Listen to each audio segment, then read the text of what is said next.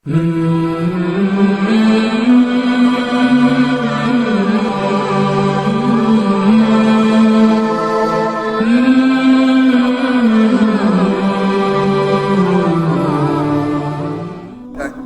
طرح کا ایک چھوٹا سا واقعہ ہے، حضرت پیران پیر شیخ عبد القادر جیلانی رحمۃ اللہ علیہ کے پاس چین سے ایک تاجر آیا اور اس نے قیمتی شیشہ آئینہ لا کر آپ کو ہدیہ کیا۔ آپ نے مرید کو دیا،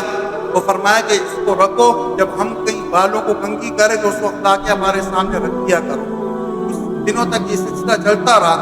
اور پھر ایک دن یہ ہوا کہ غلام کے ہاتھ سے وہ قیمتی آئینہ ٹوٹ کر گر گیا۔ وہ جب گر گیا غلام بہت زیادہ پریشان ہوا،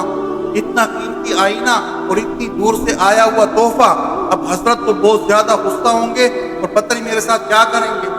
انہوں نے آ کر جب حضرت کو اطلاع دی کہ حضرت وہ جو آئینہ تھا وہ تو ٹوٹ گیا، اس نے فارسی میں کہا اس خزا آئینہ چینی شکست۔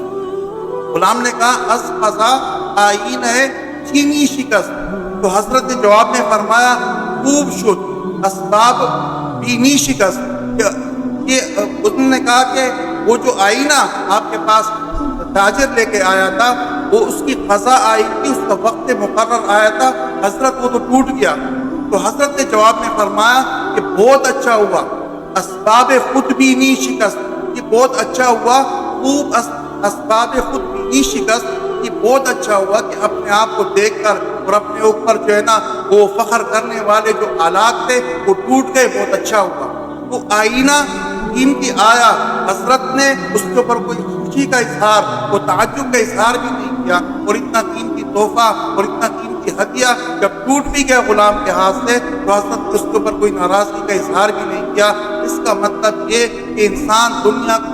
کو استعمال تو کرتا رہے، لیکن ایسا نہ ہو کہ دنیا کی محبت انسان کے دل میں آئے، اور دلی محبت کی وجہ سے انسان فرائض جو اللہ تعالیٰ نے اس کے ذمے رکھے ہوئے یا جو زکوٰۃ صدقات دیگر چیزیں ہیں انسان اس سے محروم نہ ہو جائے۔ اللہ تعالیٰ دنیا کی محبت ہم سے ہمارے دلوں کی حفاظت فرمائے، اپنی محبت اور اپنے پیارے رسول صلی اللہ علیہ وسلم کی محبت ہمارے دلوں میں پیدا فرمائے۔ وآخر دعوانا